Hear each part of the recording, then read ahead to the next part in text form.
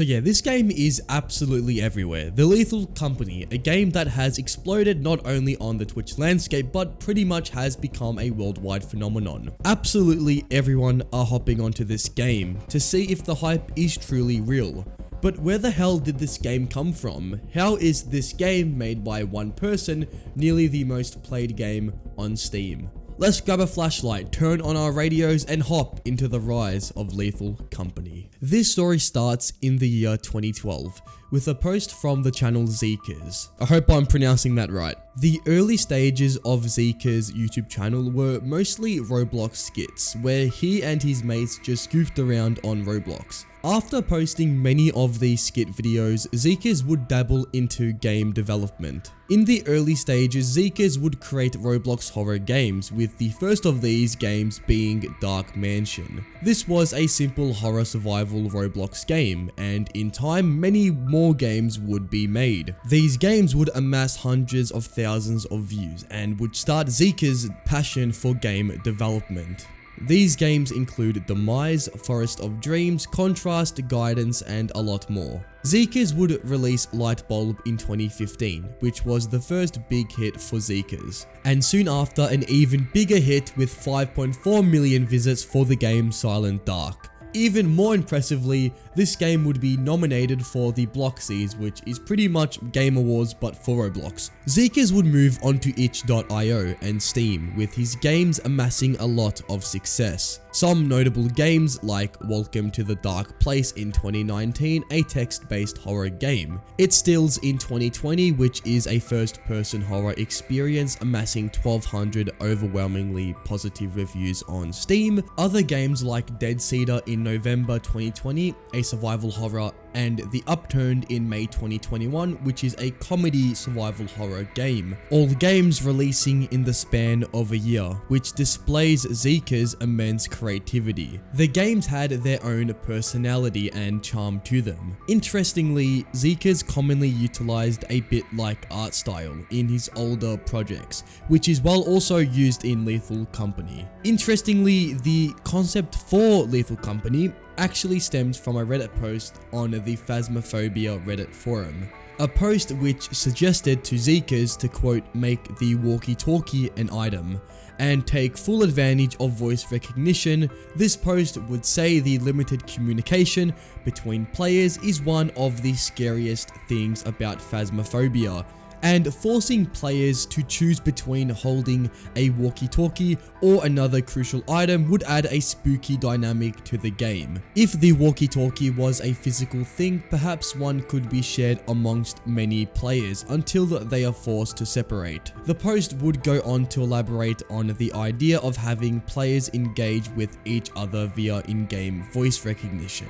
This post pretty much is the building block to what would later be known as Lethal Company. Straight after the release of The Upturned, Zeekerss would think of a new title to release. With the success of his last project and many before, Zeekerss now needed something innovative, something truly never seen before. And with the Reddit post mentioned before, the idea finally hit. A game that would incorporate features of in-game communication and teamwork. This would give birth to Lethal Company. Zeekerss would actively post on his Patreon snippets on what he was working on, and on May 11th post, "What is my next game called?" Zeekerss called this mysterious project Project Spunk, and with fresh motivation he would work on the early prototypes of Lethal Company.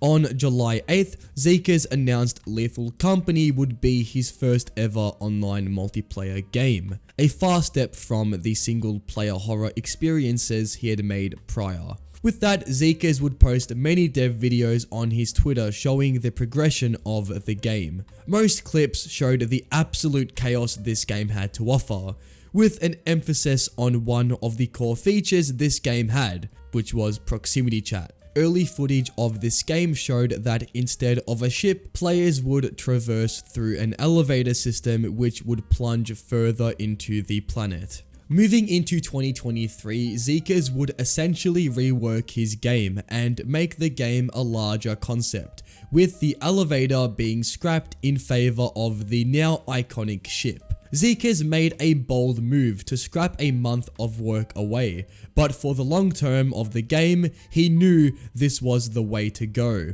Not much would be posted by Zeekerss' Twitter on the development of Lethal Company from this point onward. Fast forward to September, a beta test would commence, and in October 2023, a demo for the game released for Steam. This was for the Next Fest event for Steam, and well, moving on to October 23rd, Lethal Company would release to the public, and instantly the game would be a hit. In 2 weeks, the game started to gain traction, and in mid-November, the game exploded, reaching player counts upward of 200,000 concurrent players. Finally, Zeekerss' hard work paid off, and Lethal Company has now become a worldwide phenomenon.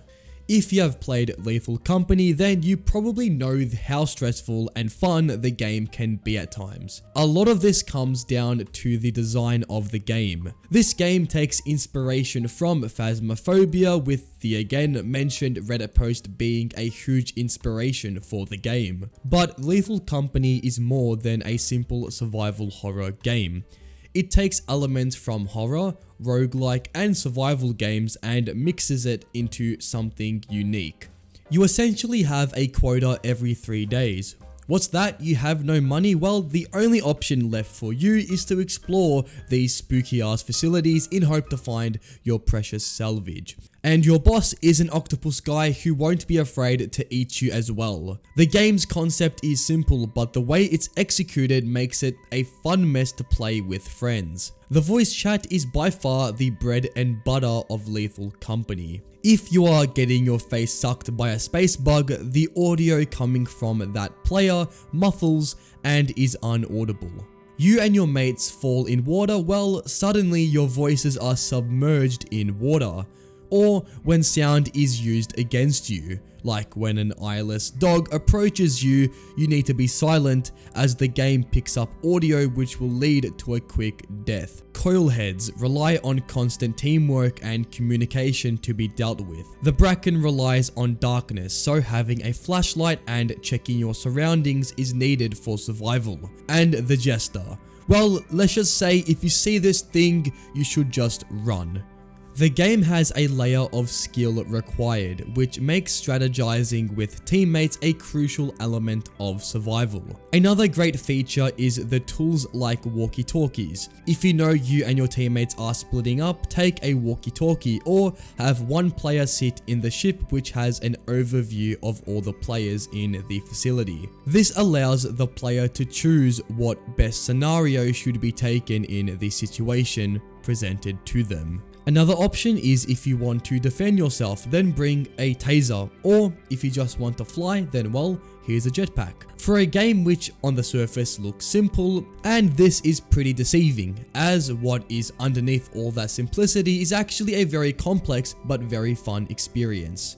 The quota is also a genius way of making stakes more tense as well. I think you've seen the meme now. The 1000 quota stare is essentially why this game works so well. You need to collect as many items as possible, which means at times you may need to be more risky. Whether you decide to grab circuit beehives or jump through broken poles, narrowly missing a massive pit, the game always has a sense of stake to it. This constant need of grabbing as many items as possible creates utter chaos, which in turn creates for a thrilling experience for the player.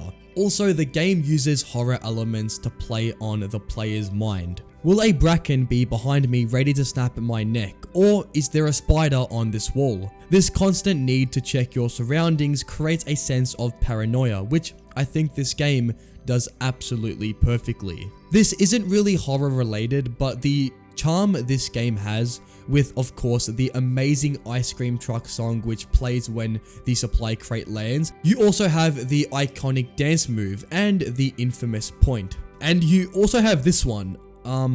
I don't think this is actually in the game yet. This game has just a lot of charm, which I feel is present in majority of what Zeekerss has made, which I absolutely love to bits. So let's get back to the gameplay part. The fire exits add a lot of verticality. Memorizing paths to fire exits is really crucial for the player, as it can help you get out of the facility faster and therefore deliver more items onto your ship.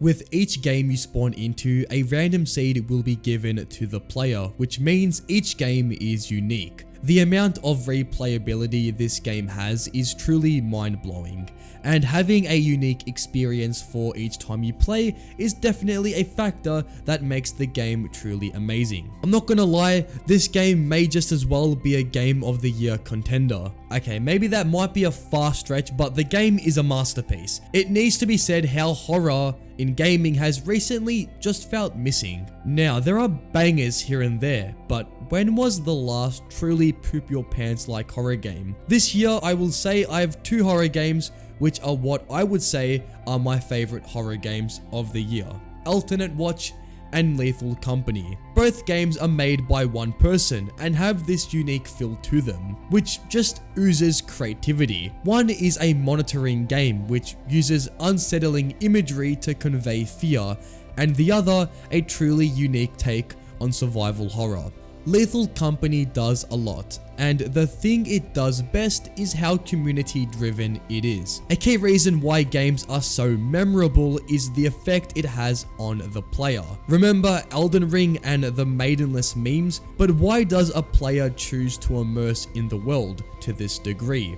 To almost idealize the game? Well, it's because the game succeeds in giving the player something unique to offer. Whether exploring the lands between or simply running through a facility invested with monsters. If a game can make the player feel immersed, then it does something that many games cannot, and for me, Lethal Company does this to a T. By no means is it the best graphical game or the most fleshed out game, but it has a quality that few games have. A game that for each time you play, you feel the same sense of fear. Even after 15 hours, I still absolutely find this game terrifying.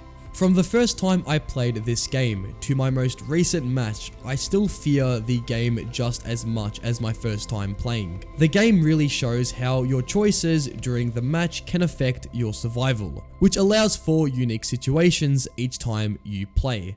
So yeah, this game is truly brilliant and it really should be what gaming should strive to be. To just be fun. Alright, that's about it for this video. Leave a like if you enjoyed, and if you never want to miss out on a future upload, then smash the subscribe button. And until next time, take it easy. Goodbye.